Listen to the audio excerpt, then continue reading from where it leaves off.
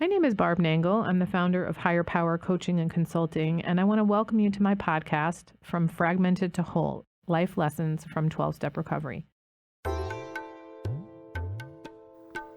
This is episode 4, Overcoming Negative Thought Loops. The biggest part of our problem for those of us in recovery is usually our thinking. Most of us have negative thought after negative thought after negative thought. What I call negative thought loops. Some people call it ruminating. I used to have these all the time before recovery. The negative thought loops are typically about ourselves, how shitty we are, what failures we are, but sometimes they're the opposite though, like how shitty other people are or how much better things would be if only we were in charge. And that's actually how my negative thoughts tend to manifest. Though years ago, they were about what a piece of shit I was, how fat I was, etc. And these thoughts are not productive. Well, not if you want to be happy, joyous, and free anyway. They're actually destructive, as a matter of fact. So, how does one move out of these negative thought loops? How do we stop ruminating? Remember that it's the mind's job to think. And many of us believe we are at the whim of our mind in terms of our thoughts, but we're not. We can control what we think. But first, we have to notice what it is we're thinking. So let's talk about ruminating versus processing. So we'll tackle rumination first. Rumination is something we do in isolation. It means going over and over something in our minds. If it's about an incident in the past, it means reliving it and re-traumatizing ourselves. You might think of rumination as going to the inner drugstore for a hit for things like cortisol and adrenaline. It's a stress magnifier. Though it begins with a desire to solve a problem, it typically exacerbates our problems by keeping us stuck. These negative thought loops differ from regular problem solving because of the unproductive negative focus they take. There's no movement towards solutions. They don't generate new ways of thinking or behaving, and they keep us stuck in negative emotions. We typically feel worse from ruminating. To move past rumination, we have to come out of our heads. We have to come out of the isolation of our minds. But how do we do that? We come into conversation, and that conversation can either be with another person or with ourselves through journaling. So I'm going to talk about journaling first. When we write it out on paper or perhaps on the computer, we see that the issue is finite. It has a beginning and it has an end. Typically, when we're ruminating and thinking about things over and over, it feels endless. It feels like the problem is endless and will never go away. And when we're in the negative thought loop, which is a loop, which is something that doesn't end, we have to, through journaling, get this info out of our heads and into a linear style. So it's not a loop anymore, it's a line. Then we can look at it and let out the emotion associated with it. When you're in the loop going over and over and over it again, you're not letting out the emotion. You're more likely increasing it and exacerbating it. Letting out the emotion associated with the situation is key. If we stay in the negative thought loop, we're doing the opposite. We're magnifying the negative emotions. Now, some of you may use this knowledge as something to beat yourselves up with. Don't do it.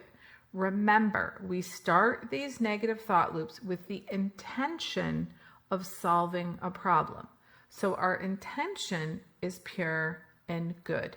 We just need help to jump out of that loop. So if you're the kind of person who's always looking for reasons to beat yourself up, try focusing on your intentions here, your intention to solve the problem. Now let's talk about processing. When we process information as opposed to ruminating on it, we get relief. We release negative emotions. Processing typically results in some kind of resolution. We can then engage in new thinking, new behavior, new possibilities, or insights that help you make sense of your own behavior or of a situation. We typically feel much better after processing. So what does that look like? For me, it's most often done in conversation with another person. That's almost always another fellow or fellows from one of my 12-step programs. The thing is, I can't see me as clearly as others can see me. I'm too close. This is why we need other people. I heard someone from one of my programs say once, the best thing about my sponsor is he's not me. We all laughed when he said that, but it's true. We need other people to get a different perspective on ourselves. For those of you who are still isolating all the time, this just might not be possible in this moment, but you can still learn to process through journaling. What I find is that I figure out what I think about things by writing about them. If you simply can't write, if writing is just not your thing and you're not quite ready to come out of isolation and share with other humans, try talking out loud into the recording device on your phone and then going back and listening to it. Writing is much more effective though, and even more effective than that is talking to others. But back to journaling. I'm going to give you an example of something that happened for me just recently. I was doing some journaling as part of my daily step work where I do an inventory of myself every day. And I was doing it about a situation that was bothering me. All I could come up with during the situation was that I felt nervous. That was as close as I could get to understanding what was going on for me. I started to journal about the situation and came up with the idea that I was nervous because maybe the person wanted something from me that I couldn't give them. As I continued to write, what came up was that nervousness was really about the fact that I felt disconnected from that person because of what had happened in the situation. This was news to me. I couldn't see that in the situation. All I could see was my nervousness, or really feel my nervousness. Understanding my history as someone who's codependent helps me to see why that would make me nervous. The nervousness was covering up the fact that I felt disconnected from the person. Codependence is about identifying more strongly with the needs of others rather than ourselves. I've come a long way in terms of my codependence, and now I care much more what I think of me, much more about meeting my needs than the needs of others. But I still have that tendency to focus on others. So my nervousness about being disconnected from the other person makes sense. Here's the thing though. I'm not disconnected from that person. I'm very much connected to them. I may have felt like I was disconnected, but in my mind, where the craziness sometimes lives, I know I'm not disconnected. And I wrote about that too. I used my brain, which used to go into negative thought loops, to be logical and look at the evidence before me on the paper. On paper, I can see my situation in black and white. I can't deny what I see before me when I write it out like that. Then there is my most common way of processing, which is to talk to others in program. This is something I do multiple times a week, typically at coffee after meetings, but sometimes on the phone. And my sponsor is the most important person with whom I process, but my fellows are really, really important to me. I used to be the kind of person who was totally self-reliant. I never asked for help from anyone. In fact, the thought of asking someone for help made me feel like I was going to die. And I'm not exaggerating there. I actually felt like I'd die if I were to ask someone for help. But now, as a result of my recovery, I've learned to ask for help and accept it. And let me tell you, help is awesome! There are probably thousands of examples that I could share for how my processing works with others, but what comes to mind is from when I was pretty new in recovery. I was talking to someone about how upset and concerned I was about someone else. Recall my codependence, my focus on others. The person said to me, Barb, it's not happening to you. Now, that may sound obvious to those of you out there in podcast land, but it was not obvious to me. I was like, holy shit, it's not happening to me. Oh my God, this was a revelation. That helped me distance myself emotionally from what was happening to the other person. And what's really important is that it not only helped me in that particular instance, it helped me going forward because I now had that phrase in my head. It's not happening to me. This would not have happened had I not processed this situation with someone else. This is really important here. Not only did I get help with my current situation, I got an insight that helped me in the future. This means that there will be future thought loops that I can jump out of because of this new thinking I got from someone else.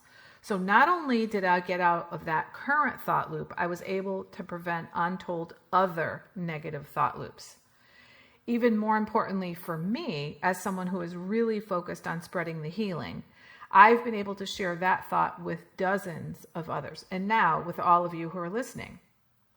So my processing the situation with the other person not only gave me a new perspective, but it's helped to give many others a new perspective as well. Before I end, I do want to acknowledge that our negative thought loops can also be about the future, or they can be conversations we have in our minds with others. So before recovery, I was famous, in my own head anyway, for having really long conversations with others. I'd think, they're going to say this, then I'm going to say that, and then I'm going to say this, and then they're going to say that, and so on. And of course, none of it was good. It was all about what assholes they were and how I was going to have to defend against their assholishness and all that. But not one of those conversations has ever happened in real life like it's happened in my mind. Ever. It's just never happened, which I honestly didn't even pay attention to or realize until I was in recovery. So now, if I start one of those conversations in my head, I stop it as soon as I recognize it. Since our minds are made to think, I make my mind think of other things. If I can't think of something positive to think, then I pray for other people. It's a task I give my mind to do because my mind wants a task to do. So I might as well make it productive. I hope this has been helpful to those of you who've been plagued by negative thought loops. I honestly never realized I was doing that to myself, and once I did, I didn't think it would ever end. But it can, and it did, and it can for you too. And note that I said I was doing that to myself. This is one of those things the Serenity Prayer alludes to. I have the wisdom to know the difference between what I can change and what I cannot change, and my thoughts are within my care. I can change them. That's it for this week. Tune in for the next episode, which will be a continuation of how we can get rid of our negative thinking by affirming ourselves. Be sure to share this with anyone who might find it helpful. Thanks for listening. That's it for today. Thank you for listening. Be sure to like and subscribe so you can get future episodes of my podcast.